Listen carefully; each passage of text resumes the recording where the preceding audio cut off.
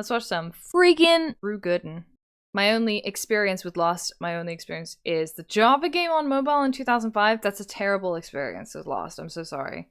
It's super common for shows to feel like a series of short movies with high budgets and these But we big didn't have this back in the casts. day. But Lost was doing this. This on was the ABC, first show that did the this, same man. network that was premiering Wife Swap. This is not what TV was like in 2004. This Lost is what was I'm different. saying. This is what I'm saying about Lost is that, like, what people don't understand is that this was revolutionary. And it still is very good. If you watch Lost today, it still holds up, but it was revolutionary for the time. I think it was actually before its time. It was too good for its time. Never has there ever been a more expensive TV pilot in history. I think Lost is still the most expensive TV pilot in history. And that's because they had a fucking airplane. They had a real airplane for the prop for the pilot of Lost, and it was extremely expensive. The only issue with Lost was the shared disappointment for its ending. Take away whatever reason. So that's the thing, right? I also think that a big reason for the disappointment for the ending was that people misunderstood it. And Drew talks about this. A lot of people misunderstood the ending because the entire fan theory for the entire show was like, oh, it's actually purgatory. The show's purgatory. And the showrunners was like, it's not purgatory, it's not purgatory. Triumphant or heart-wrenching on their own. It's so but good. Then you combine that with these beautiful strings, scores. this big booming orchestra that comes in and crescendos over a scene. And you go from thinking, this is a pretty good show, this to, is the oh best my god, show I'm I've ever already seen crying, in my and life. it's the third episode. It's the third episode and I'm already crying. I had to look up who the composer was, and Michael I found out it was someone named Giacchino. Michael Giacchino. Giacchino. Interesting. I've never heard of him before. Let's see what else Excellent. he's done. Expert. Oh, just some of my favorite movie soundtracks of all time. The Incredibles, Ratatouille, Up, fucking Speed Racer. I never realized that the same bangers, all bangers, banger soundtracks. person. Also, I was obsessed with Michael Giacchino when I was a kid. I was obsessed with this soundtrack when I was a kid. So much so that the fun fact that he points out about one of the song titles, I already knew it because I had the soundtrack as a child. I was obsessed. But how much less intimidating would he be if he wasn't always accompanied by one of the most menacing theme songs ever made? But if I were to nitpick one thing... I'm going to agree with him. I have pre-watched this video. I have watched it before. It's one of my favorite comfort videos. I do think that John Williams soundtracks are kind of samey. I think they're kind of samey. You can kind of tell that all of John Williams soundtracks are John Williams soundtracks. Fantastic at coming up with themes, right? Great themes, great motifs, sort of weaves them in really nicely, really good at that. But like, honestly speaking, kind of samey. You can tell it's a John Williams soundtrack because he has, the same progression, and he has like a signature, you know, he has a composing signature. I always get the Harry Potter and Home Alone soundtracks mixed up. Yeah, that's fair. They are kind of similar. You hear a soundtrack and know it's John Williams, it's samey. It is, you could guess. I feel like you could guess that a soundtrack was done by John Williams. About John Williams, which I guess is what I'm doing now, it would be that a lot of his compositions sound very similar. There are songs in E.T. that sound like they could have been in Indiana Jones, that sound like they could have been in Jaws, and so on and so forth. But what I still think like da da da da da da da da da still sounds like it could be in Harry Potter. Like I feel like that song could be in Harry Potter. It's a great song, fantastic song, but it does just kind of sound like the same kind of song. What I've grown to admire about Michael Giacchino is how much his instrumentation varies based on the tone of the project he's working on. It's so intentional. So, for example, the Incredibles soundtrack has a heavier focus on these deep brass instruments. Most of the time, we're just there as color stuff. This movie, the whole brass, all the brass, French horns, trombones, tubas, everything, are so out front. And this like little sweet... And like that makes so much sense because brass instruments are just so like goofy and kind of like big and bouncy and goofy and tension grabbing, and that's exactly what The Incredibles was. Like that's what they did with the animation. It was all stretchy and bouncy and fun having. So good. Percussion that you wouldn't hear in any of his other work. Because they literally used pieces of the plane wreck to create sounds in the music. How cool is this? They used actual pieces of the plane to fucking make the score. How cool is that? We want stuff that's like bizarre. So it's what we did was we shipped home sections of the airplane. We used that on the show. Also great use of the extremely expensive prop. How the cool. Pieces. This is a show that takes place on They have an airplane piece player. They got an airplane piece player. They found a guy who knows how to play airplane pieces. He's been doing it all his life. That's not true. But I think that's funny. I play the airplane. Listen to something like this. Just like, I play the cello. I play the violin. I sing. I play the airplane. Just followed by silence. Just absolute crickets. Yes. Oh! Ah! Stam Stack, I've seen him, he's good. Oh, he plays Airplane? Oh my god, have you seen his plane playing in real life? You know what sound it makes? It goes boing, boing, boing. Joke. That was excellent. That was very good.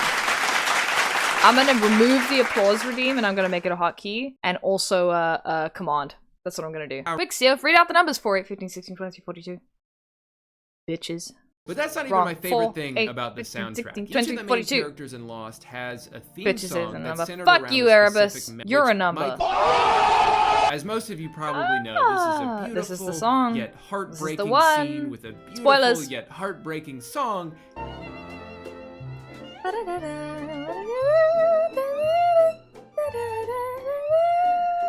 12 seconds later. There were several scenes throughout the course of it. I know it's kind of weird to start my review with the music, but so honestly, good, if it wasn't as good as it was, I probably wouldn't even be making this video in the first place. So the music music definitely there's things where like it's been saved by the music, man. There's also things that have been genuinely let down by the music as well.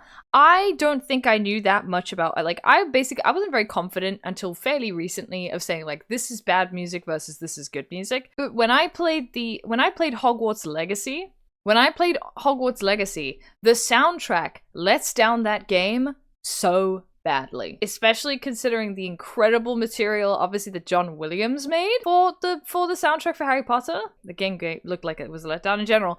It was a 6 out of 10. It was fine. To the character. I love that almost no one in this show was an established actor at the time. I feel like it's so much easier to invest in a world when it's not like, oh, and there's Matt Damon pretending to be a doctor. I feel this so acutely. Like, I don't know about you guys, but I'm really kind of tired of the fact that I feel like big actors are in things more often these days, if that makes sense. But I feel like Netflix, every time it has like a flagship show, I feel like it has big actors in it, which I think is such a bummer considering like Lost, yes, like those actors are a little bit disadvantaged now in terms of like when I see Evangeline Lilly, I just see Kate from Lost. If I see Josh Holloway, I just see Sawyer from Lost. But I also just love how like they were all unknowns and I could just get so immersed in this show. I feel like there's so many shows coming out these days with like well-established actors in like TV shows, right? That it's just kind of, I feel like it breaks the emotion for me a little bit. You don't know anything about these games people, are costing big names. Slowly gets unraveled. I'm so disappointed in that, man. Like I think I wanted to be a voice actor a long time ago, but I also feel like being a voice actor now, you kind of just have to be big. You just kind of have to be a big actor to get voice acting roles, and it's really disappointing. And like it's cool when a game has like a big voice cast, but it's also kind of disappointing. So it's like, oh man, I feel like there's a difference between on-screen acting and voice acting. I think it's just a general aversion to risk in the industry these days, 100%. Which like again, we'll talk about this, but Lost is like, it was such a risky premise and it was so successful. We don't have this level of risk anymore. Even podcasts are being marketed based on celebrity hosts. 100%. 100%. Same with video games, in my opinion. Still an indie niche, sure, but big publishers don't diversify at all anymore. 100%. I value risk and sincerity in movies and video games these days so much because it feels like risk and sincerity are so unpopular. And by risk, I mean obviously choosing formats that are not immediate sort of guaranteed hits, and by sincerity I mean movies that don't make fun of themselves for taking themselves seriously. Like I'm so sick and tired of this Marvel style like we just did a thing humor where I'm like, just get me invested in a movie, be genuinely invested in the stakes, enjoy those stakes. That's something I really loved about Everything Everywhere All at Once, is it was a risky movie, it was also extremely sincere. It was extremely sincere, and it was so risky as well, but it did so well, which is wild. Podcasts should be hosted by someone who's just a weird little guy. I agree. It definitely should not be hosted by two weird little guys who think they're normal, but are actually really problematic about women. Crashed a plane Nothing on an wows island me. It's and either none all of been them done, say or shit too or safe, fuck. or just and also, bland. they're all wearing jeans the whole time. That's the thing, right? So like, I don't watch a lot of TV or movies anymore. When I do, it's very, very carefully considered what I watch. Because I dislike so much that, like, if it's not mind-blowing to me, I don't really want to waste my time watching it. Like, my time is valuable. I've got shit that I could do. All these compelling mysteries. And so we were saying we want to have this stuff answered by the end of season 1 and this stuff answered by the end of season 2. And then the show basically ends after about 3 years. That was the initial pitch. But they were just like, do you understand how hard it is to make a show that people want to watch? And people like the show, so why would we end it? You don't do that. You don't end shows that people are watching. And wanted to side note, right? Okay. Succession, also a very good show. Succession has ended, I think it's season 4 is its last season. And it is fantastic all the way through. And the creator, the people who like make Succession, they fucking begged the creator not to end it at season 4 because they were like, "This is so good. What do you mean you're gonna end it? This is making you so much money. Why would you end it?" And he was just like, "Because of art. For the sake of art, I will end it at 4 seasons." And it is fantastic the whole way through. It is such a fucking logical sequence of story. It's just beat after beat after beat of just bangers. It's so good. Lots of our favorite shows have suffered from this constantly needing to extend it and make it as profitable for as long as possible, just completely losing the artistry of it, right? In terms of just making it into a product that we just shovel into people's mouths, right? Suits, I feel like used to be fairly compelling. Simpsons, great example as well. Game of Thrones, I don't think Game of Thrones should have been as long as it was. I think what a lot of people ultimately wanted out of Lost was a Scooby-Doo style ending where they rip the mask off someone and go, "Mr. Jenkins, you were at the island the whole time?" And then he gives a 40-minute PowerPoint presentation covering every single plot point. I do think that is what people wanted, Instead, you have to... Which, like, also, a lot of people got really upset. That's the other thing people got upset about, is that J.J. Abrams opened this mystery box and then didn't answer any of the mysteries or didn't explain any of the mysteries. But, like... get over it. Honestly, most of my favorite things leave unconcluded. I feel like if you are upset because the ending of something didn't spoon feed the ending to you and spoon feed the every explanation of every mystery it introduced, then I feel like maybe you're not that good at enjoying things. Okay? Because a little bit of mystery, a little bit of, spiciness, a little bit of, is that really how it ended? Or is it actually, a little bit open to interpretation? I think that's fun. I think that's great. I think you're boring if you get mad at that. I thought it was an emotionally satisfying ending, even if it wasn't necessarily the ending that I expected. But I'm also surprised how... I agree. Although I haven't rewatched the ending since I was young. So maybe I would change my mind, but... I remember not being that mad at it when I was a kid. I wasn't that mad at it compared to everyone else. Yeah, like, good art should be a bit of dialogue with the art and the viewer. It should be ambiguous enough that how you interpret it really says a lot about you, if that makes sense. I agree with you. I think that good art is an opportunity to explore how you feel about something, how you think something could have, should have, would have gone. I think it's very illustrative of, just to be honest, your ability to enjoy art. That something has to have a very prescriptive ending, and it says, this is how it ended, everyone was happy at the end. The end. I feel like you're just not very good at enjoying art. The final season was heavily marketed as something that it ultimately wasn't. And that's where I think a lot of the bad taste in people's mouths came in. I also feel like this happened with Game of Thrones. I also feel like Game of Thrones also got marketed poorly. This trend of things ending really badly, being drawn out to the point of just painful sort of, and then ending really badly. And it's because if you take all of the art out of something that was previously art, it turns out people don't like it, because people do like art. I think that's the most patronizing and insulting thing about the film and TV industry, is because I think a lot of us feel insulted when we watch something that's marketed to us as a product rather than a piece of art. And it's insulting, and it's patronizing. I'm better than that. I'm smarter than that. I'm capable of enjoying something more complex than that. And the fact that movie studios and TV shows and, Netflix and cinemas and whatever, they think all I'm going to enjoy is explosions, and if there aren't enough explosions or meta jokes or superheroes on the screen, that I'm going to be bored. That's insulting. Some really disappointing character arcs. Definitely. But in a world where... Definitely. Saeed and Sawyer are some of the most disappointing character arcs in the show. I don't think Lost is perfect. Definitely Lost does lose its way and becomes convoluted, like